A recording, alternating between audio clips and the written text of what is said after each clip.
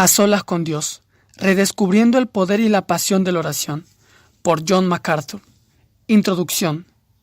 Martyn Lloyd-Jones escribió una vez: la oración es sin lugar a dudas la actividad suprema del alma del ser humano. El hombre llega a lo máximo cuando de rodillas se encuentra frente a frente con Dios.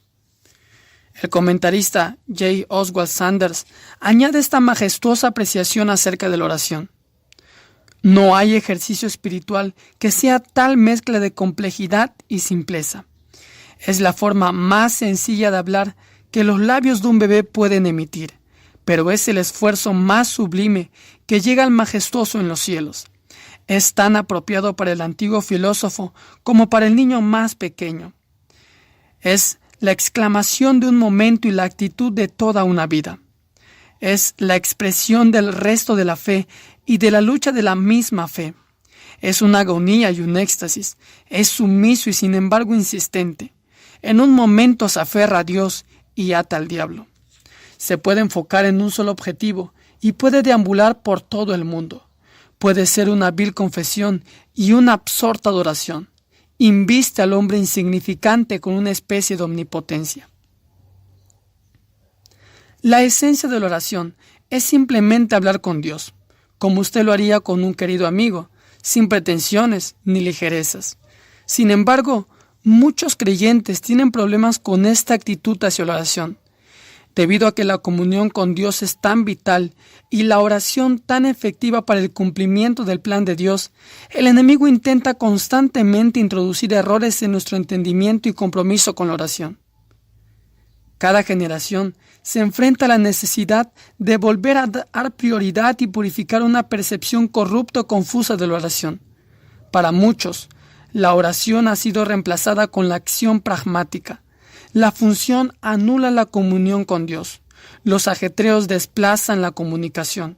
Para otros, la oración carece de admiración y respeto. Sus esfuerzos son superficiales, irrespetuosos e irreverentes.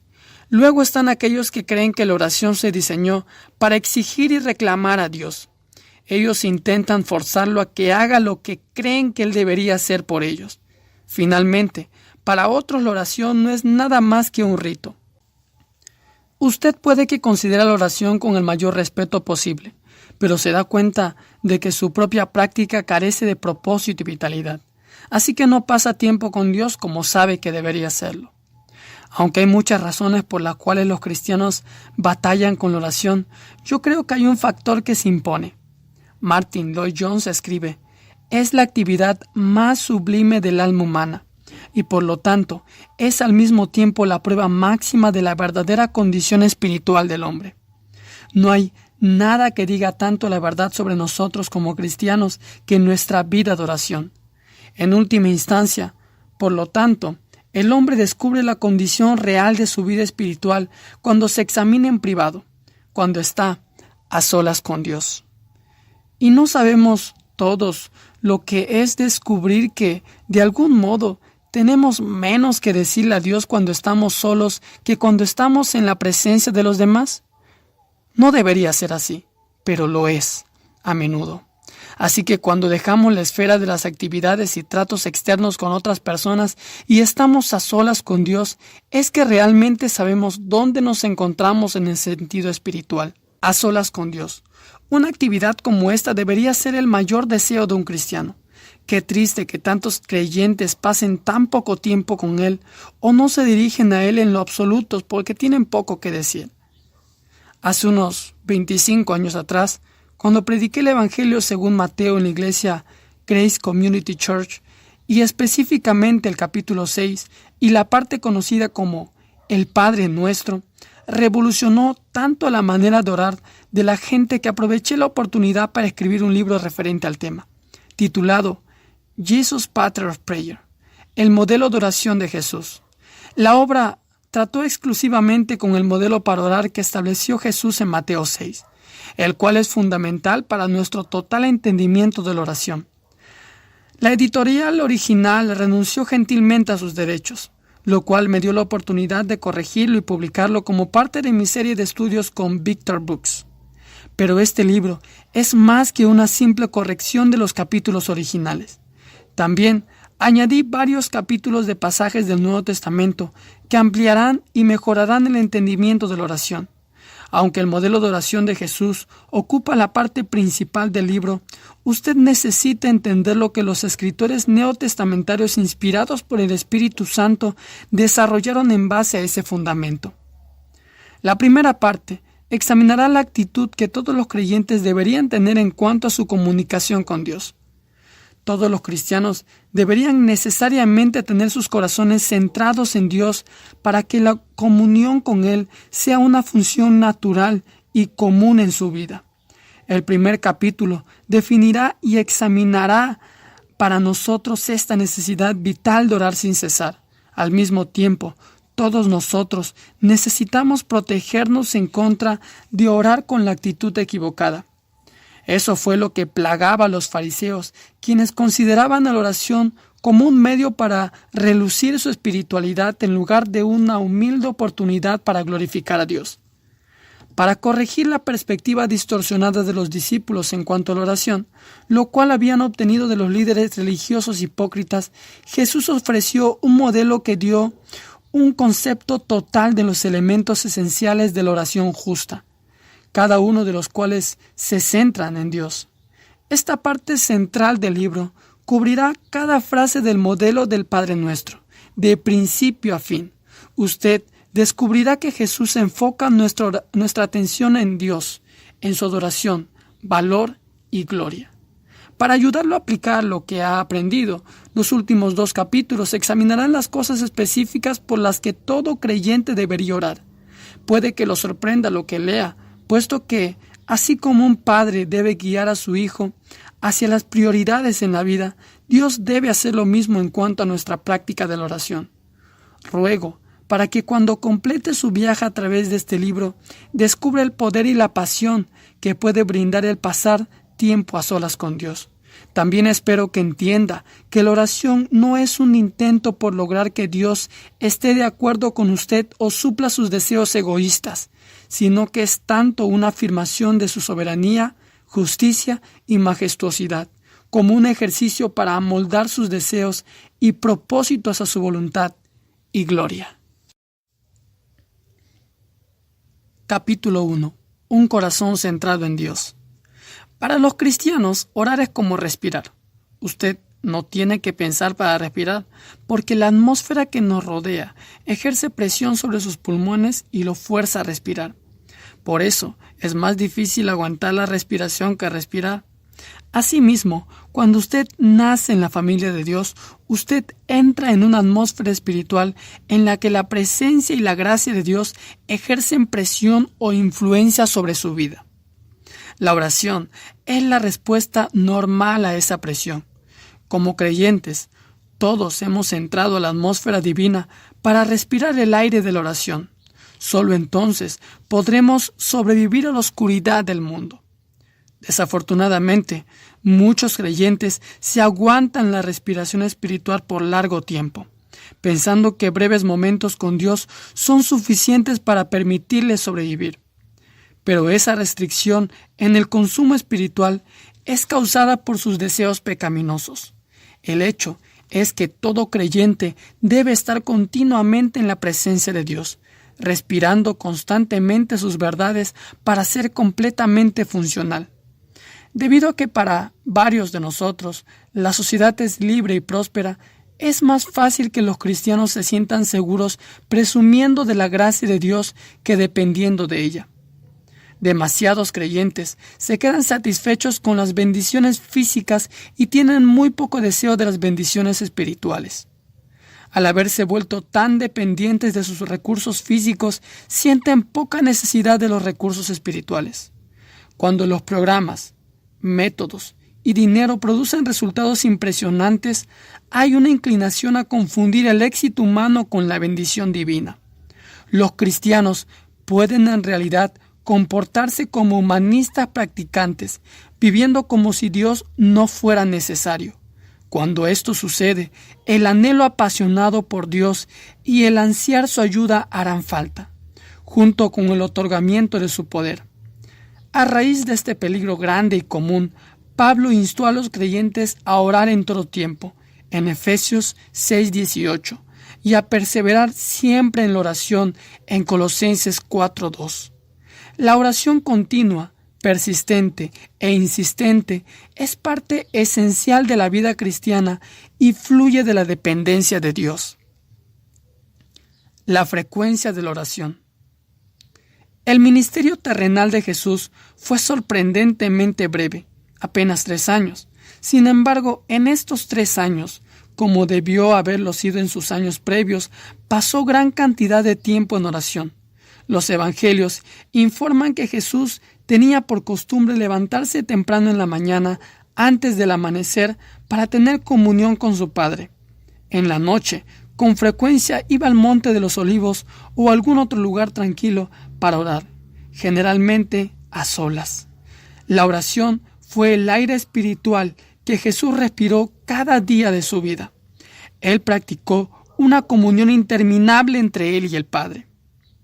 Él instó a sus discípulos a hacer lo mismo y les dijo: velad, pues, en todo tiempo, orando, que tengáis fuerzas para escapar de todas estas cosas que han de suceder. Lucas 21:36. La iglesia primitiva aprendió esta lección y mantuvo el compromiso de Cristo de orar continua e incesantemente, incluso antes del día de Pentecostés. Los 120 discípulos se reunieron en el aposento alto y perseveraban unánimes en oración. Hechos 1:14. Esto no cambió incluso cuando 3,000 fueron añadidos a la comunidad en el Pentecostés. Cuando los apóstoles fueron guiados a estructurar la iglesia para que el ministerio se pudiera cumplir de manera efectiva, ellos dijeron: continuaremos en la oración y en el ministerio de la palabra. Hechos 6:4. A lo largo de su vida, el apóstol Pablo fue ejemplo de este compromiso con la oración. Lea de las bendiciones en varias de sus epístolas y descubrirá que orar por sus compañeros creyentes era su práctica diaria. A los creyentes romanos les dijo: porque Dios me es testigo de que sin cesar me acuerdo de vosotros siempre en mis oraciones. Romanos 1:9-10. Sus oraciones por los creyentes a menudo lo mantenían ocupado día y noche. 1 de Tesalonicenses 3:10 y 2 de Timoteo 1:3.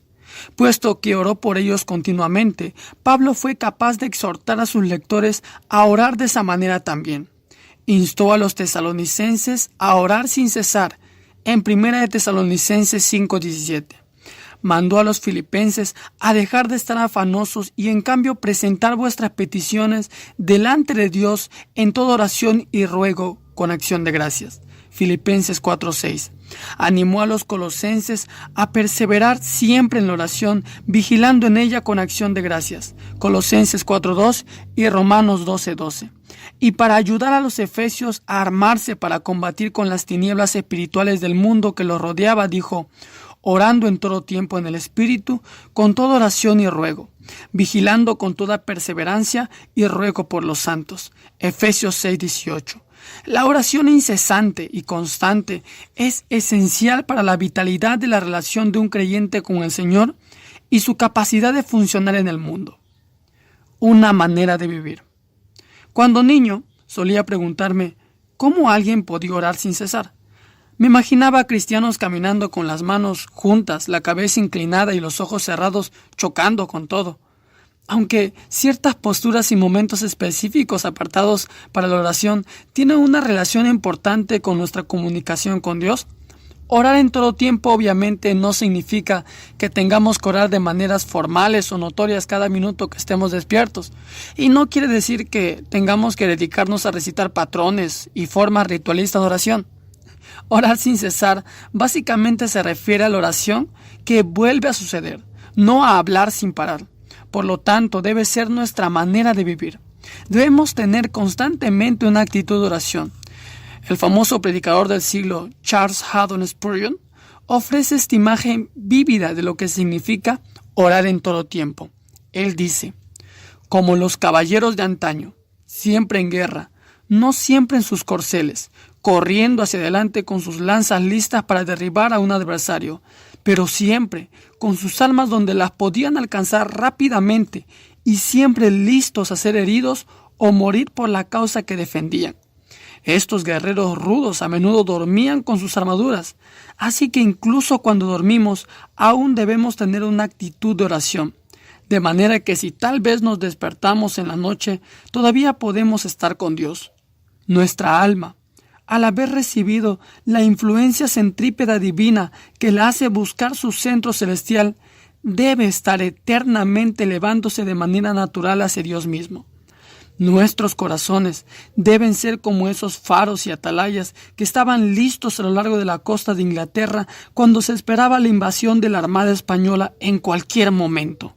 No siempre con el fuego prendido, pero con la madera siempre seca y los fósforos siempre al alcance.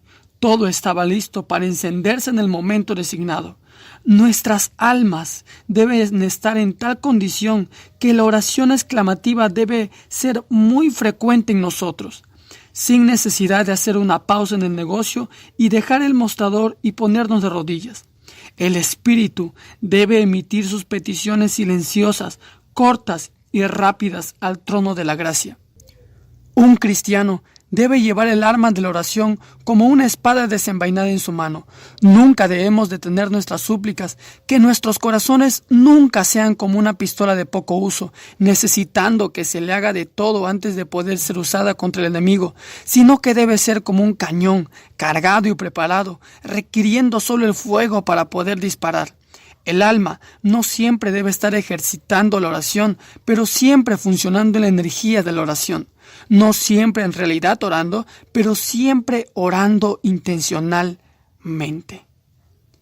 Me parece que orar en todo tiempo es vivir en un estado constantemente consciente de la presencia de Dios, donde todo lo que vemos y experimentamos se convierte en una especie de oración que se vive con una conciencia profunda y una entrega a nuestro Padre Celestial. Es algo que comparto con mi mejor amigo, algo que comunico instantáneamente a Dios. Obedecer esta exhortación significa que, cuando somos tentados, presentamos la tentación a Dios y pedimos su ayuda. Cuando experimentamos algo bueno y hermoso, inmediatamente le agradecemos al Señor por ello. Cuando vemos el mal alrededor nuestro, le pedimos a Dios que lo enderezca y que nos permita ayudar a lograrlo, si así Él lo desea. Cuando nos encontramos con alguien que no conoce a Cristo, oramos para que Dios acerque a esa persona hacia Él y nos use para ser un fiel testigo. Cuando encontramos problemas, nos volvemos a Dios como nuestro libertador. De este modo, la vida se convierte en una oración continuamente ascendente. Todos los pensamientos, obras y circunstancias de la vida se convierten en una oportunidad para tener comunión con nuestro Padre Celestial. Así ponemos nuestras mentes en las cosas de arriba y no en las de la tierra, como dice Colosenses 3:2. Comunión con Dios. Puesto que el propósito final de nuestra salvación es glorificar a Dios y traernos a una comunión íntima y enriquecedora con Él, no buscar a Dios en oración es negar ese propósito. Lo que hemos visto y oído, lo anunciamos también a vosotros, dice el apóstol Juan, para que vosotros también tengáis comunión con nosotros, y nuestra comunión es con el Padre y con su Hijo Jesucristo. Primera de Juan 1:3. Imagínese pasar todo un día laborable con su mejor amigo a su lado. Usted, sin lugar a dudas, reconocería su presencia durante todo el día, presentándolo a sus amigos o compañeros de trabajo y hablándole de las diversas actividades del día. Pero, ¿cómo se sentiría su amigo si nunca hablara con él o reconocería su presencia? Sin embargo, es así como tratamos al Señor cuando no oramos. Si nos comunicáramos con nuestros amigos con la poca frecuencia con la que algunos de nosotros nos comunicamos con el Señor, esos amigos podrían desaparecer rápidamente. Nuestra comunión con Dios no fue diseñada para esperar hasta que estuviéramos en el cielo. El mayor deseo de Dios y nuestra mayor necesidad es estar constantemente en comunión con Él ahora. Y no hay una expresión o experiencia más grande de comunión que la oración. En una de sus obras clásicas sobre la oración, Purpose and Prayer, el propósito de la oración, el pastor con iniciales C.M. Bones nos ofrece este recordatorio de cómo debemos cultivar nuestra comunión con el Señor. La oración no es una función que carece de significado o un deber que hay que cumplirlo al final de un día ocupado o agotador.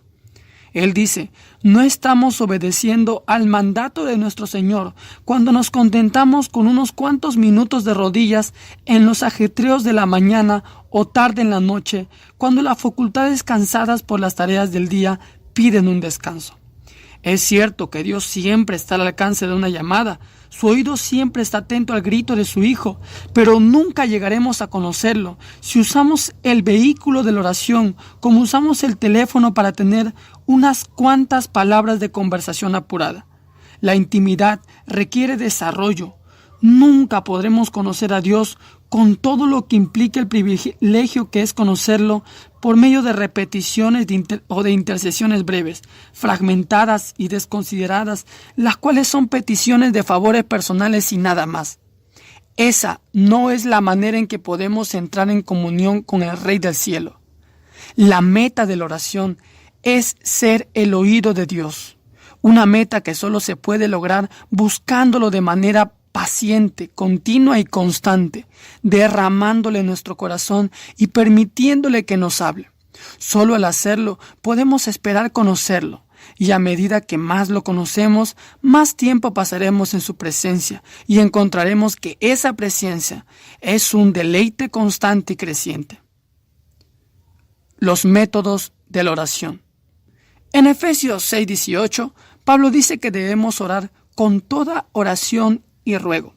La palabra griega que se traduce oración, también en Tesalonicenses 5:17, es la palabra común del Nuevo Testamento para decir oración y se refiere a peticiones generales. La palabra que se traduce ruego se refiere a oraciones específicas.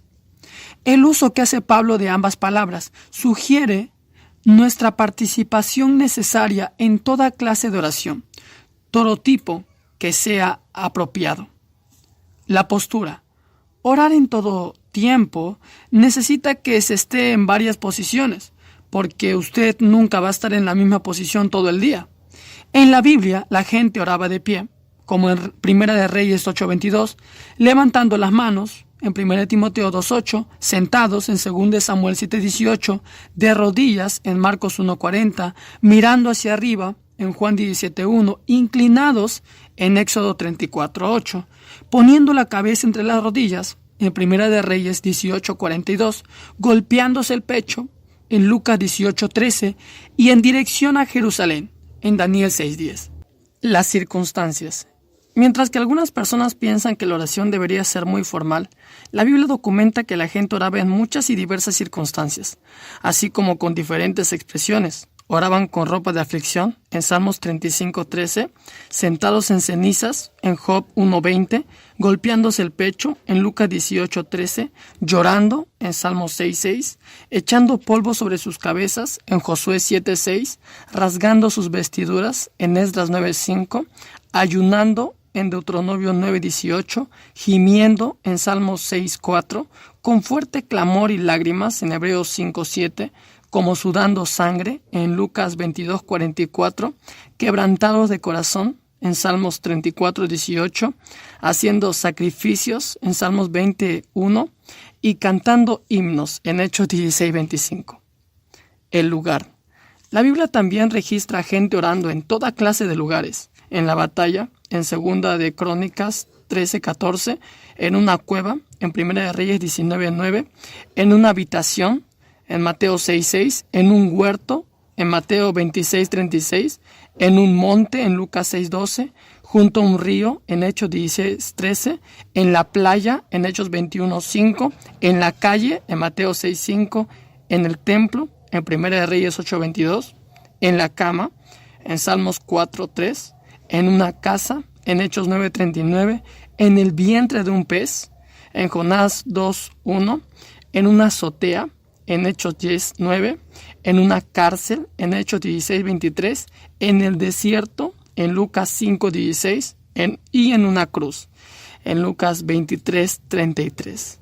En 1 Timoteo 2:8, Pablo dijo, quiero pues que los hombres oren en todo lugar. Para el cristiano fiel y lleno del Espíritu, cualquier lugar se convierte en un lugar de oración. el tiempo.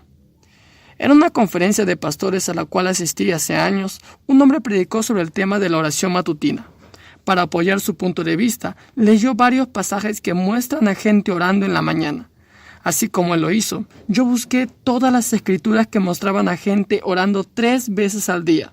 En Daniel 6:10, en la noche, en Marcos 1:35, antes de las comidas, en Mateo 14:19, en la 9ª hora, o sea, a las 3 de la tarde, en Hechos 3:1, a la hora de dormir, en Salmos 4:4, a la medianoche, en Hechos 16:25, día y noche, en Lucas 2:37 y 18:7, a menudo, en Lucas 5:33, en la juventud, Jeremías 3:4, en la vejez, Daniel 9:2, cuando están en problemas, en 2 de Reyes 19:3, todos los días, Salmos 86:3 y siempre, Lucas 18:1 y 1 de Tesalonicenses 5:17.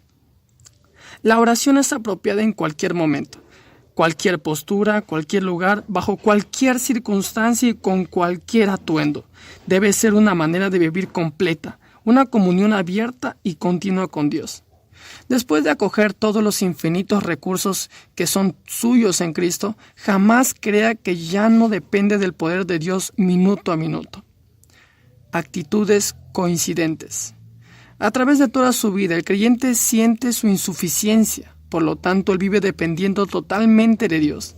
Mientras siente esa insuficiencia y dependencia, orará sin cesar. Al mismo tiempo sabrá que es el beneficiario de bendiciones tremendas por parte de Dios.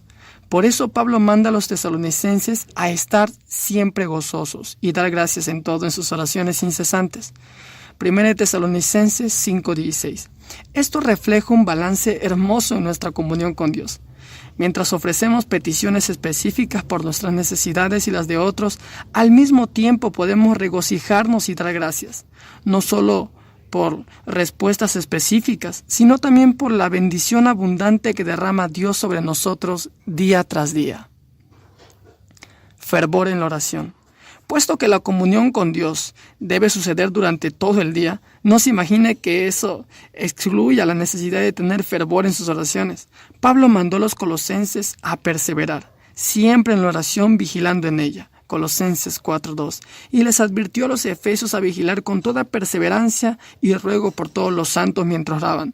Efesios 6:18. Para que la oración logre lo que Dios quiere en nuestras vidas, debe ser una práctica consumidora que convierte a la vigilancia y perseverancia en sus mercancías más valiosas.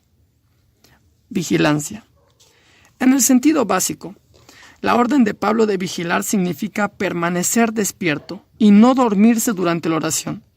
En Getsemaní, poco antes que lo traicionaran, Jesús les pidió a Pedro, Jacobo y Juan que vigilaran mientras él oraba. Mateo 26:38.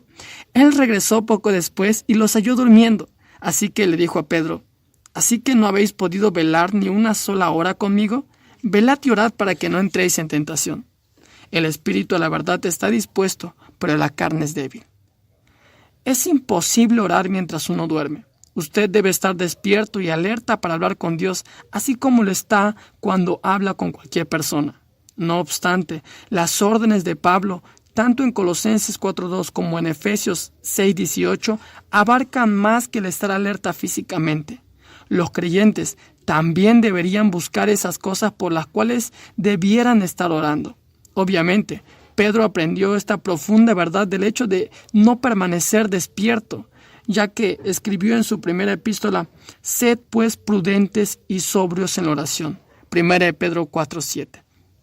Los cristianos a veces dicen oraciones vagas y generales que son difíciles que Dios conteste porque realmente no piden nada específico. Por eso es tan importante la oración específica.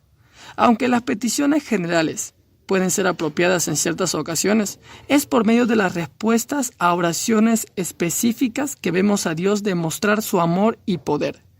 Jesús prometió: «Y todo lo que pidáis en mi nombre, eso haré, para que el Padre sea glorificado en el Hijo. Si me pedís alguna cosa en mi nombre, yo la haré». Juan 14:13. Aquellos creyentes que buscan constantemente al Señor tienen preocupaciones específicas. Si usted no está alerta a los problemas y necesidades específicos de otros creyentes, no podrá orar por ellos específicamente y de todo corazón. Pero cuando usted lo hace, usted puede esperar la respuesta de Dios, regocijarse en ello cuando llegue y luego ofrecerle su alabanza y agradecimiento. Perseverancia. Desafortunadamente, la mayoría de creyentes nunca toman en serio la oración hasta que sucede un problema en su vida o en la de un ser querido. Entonces, tienen la inclinación de orar atenta, específica y persistentemente. Pero Pablo dice que siempre debemos orar de esa manera y vigilar con toda perseverancia. Efesios 6:18. La palabra griega que se traduce perseverancia y usada en el mandato perseverar siempre en Colosenses 4:2 viene de proscartereo, una palabra compuesta formada por cartereo, estar firme o resistir, y una preposición añadida que intensifica el significado. El verbo significa ser valientemente persistente, aferrarse y no soltarse. Se usó para referirse a la resistencia fiel de Moisés cuando sacó a los hijos de Israel de Egipto. En Hebreos 11:27, perseverar en la oración es presentar todo delante de Dios con todo el corazón, valentía y constancia, especialmente las necesidades de los demás, la sensibilidad a los problemas y necesidades de los demás, incluyendo otros creyentes que están pasando por pruebas y dificultades, nos llevará a orar por ellos, de noche y de día, como Pablo lo hizo por Timoteo. El ejemplo de nuestro Señor. Jesús mismo fue la personificación de la perseverancia en la oración. En Hebreos 5:7 dice: en los días de su vida física, habiendo ofrecido ruegos y súplicas con fuerte clamor y lágrimas al que le podía librar de la muerte. Este versículo es un comentario de la vida de oración de nuestro Señor Jesucristo. Mientras estuvo en la tierra, tuvo una vida caracterizada por oraciones apasionadas ofrecidas con gran intensidad y agonía.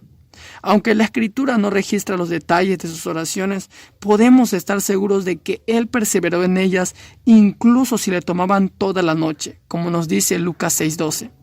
La ilustración más grande de su integridad en la oración se llevó a cabo en el huerto de Getsemaní antes de su muerte. Lucas escribe: puesto de rodillas, oraba diciendo: Padre, si quieres, aparta de mí esta copa, pero no se haga mi voluntad, sino la tuya. Y angustiado, oraba con mayor intensidad, de modo que su sudor era como grandes gotas de sangre que caían hasta la tierra. Lucas 22:41. En la versión de Mateo del mismo evento, hallamos a Jesús rogándole a Dios 3 veces. En Mateo 26:36, esa fue una oración ferviente y prolongada, a tal grado que los discípulos se durmieron varias veces mientras Él lo hacía. Nuestro Señor hizo muchas obras poderosas cuando estuvo en la tierra. Sin embargo, en ninguna de ellas se percibe algún consumo de energía. Aunque la Escritura dice que salió poder de Él, no hay registro que indicase que tuvo que ejercer esfuerzo alguno en realizar sus milagros. Solo cuando oró, lo vemos angustiarse y esforzarse por sus peticiones, aún al punto de sudar como grandes gotas de sangre. Esa persistencia no es extraña. No obstante, es esa clase de intensidad la que Cristo quería que aprendieran sus discípulos de las 2 parábolas que les escribió. Las parábolas de nuestro Señor. Entre las muchas parábolas de nuestro Señor, hay 2 que resultan por ser diferentes a las demás. Aunque las otras parábolas se relacionan a Dios de manera comparativa, las que se relatan en Lucas 11 y 18 se relacionan con Dios por contraste. Ilustran a gente que no se parece a Dios, y al hacerlo, estas parábolas exponen los argumentos a favor del valor de la oración persistente. Les dijo también: supongamos que uno de vosotros tiene un amigo, y va a él a medianoche y le dice: amigo, préstame 3 panes, porque ha llegado a mí un amigo de viaje y no tengo nada que poner delante de él. Le responderá aquel que está dentro: no me molestes, ya está cerrada la puerta, y mis niños están conmigo en la cama. No puedo levantarme para dártelo. Os digo que aunque no se levante a dárselos por ser su amigo, ciertamente por la insistencia de aquel se levantará y le dará todo lo que necesite. Y yo os digo: pedid y se os dará, buscad y hallaréis, llamad y se os abrirá, porque todo aquel que pide recibe, y el que busca halla, y al que llama celebridad. Lucas 11:5. Les refirió también una parábola acerca de la necesidad de orar siempre y no desmayar. Les dijo: en cierta ciudad había un juez que ni temía a Dios ni respetaba al hombre. Había también en aquella ciudad una viuda, la cual venía a él diciendo: hazme justicia contra mi adversario.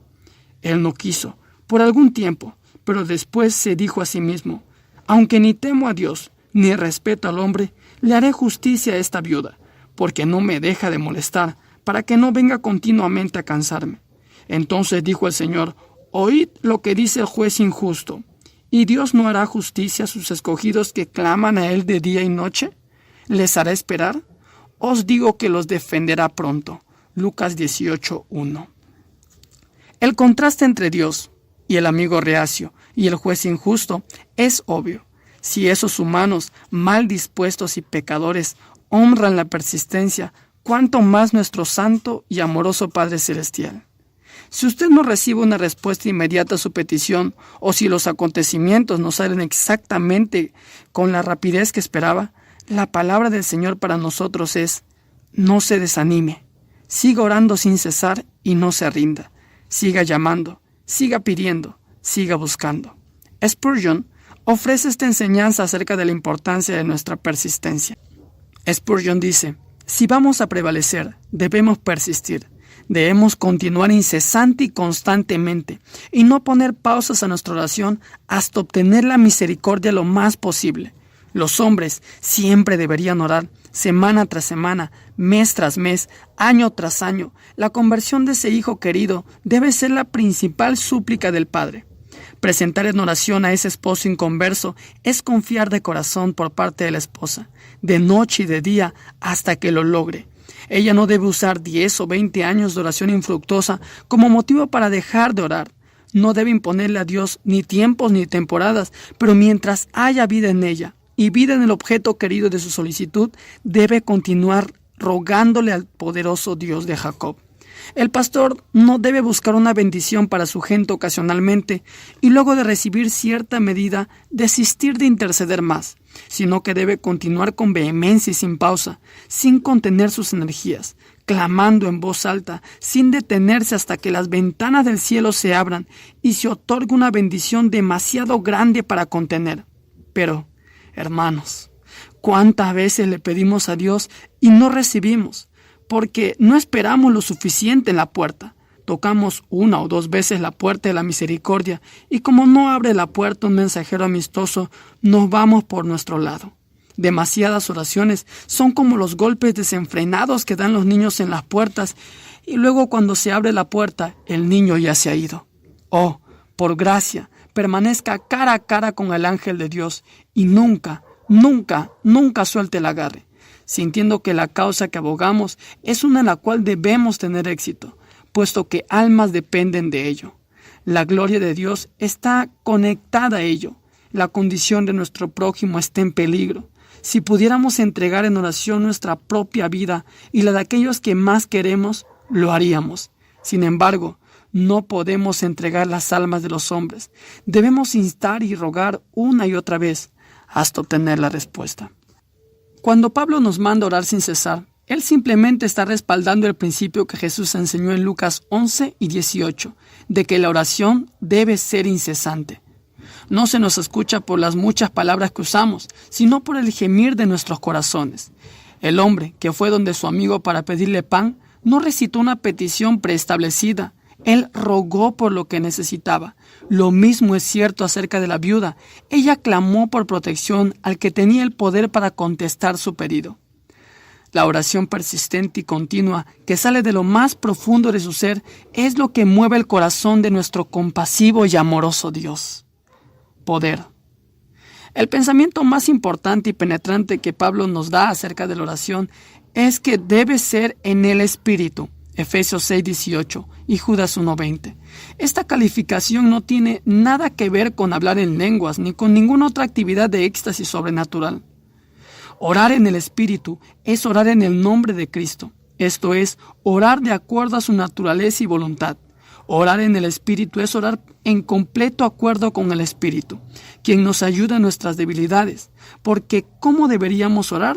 No lo sabemos, pero el Espíritu mismo intercede con gemidos indecibles, palabras verdaderas que no son pronunciadas, no expresiones pronunciadas que no son palabras.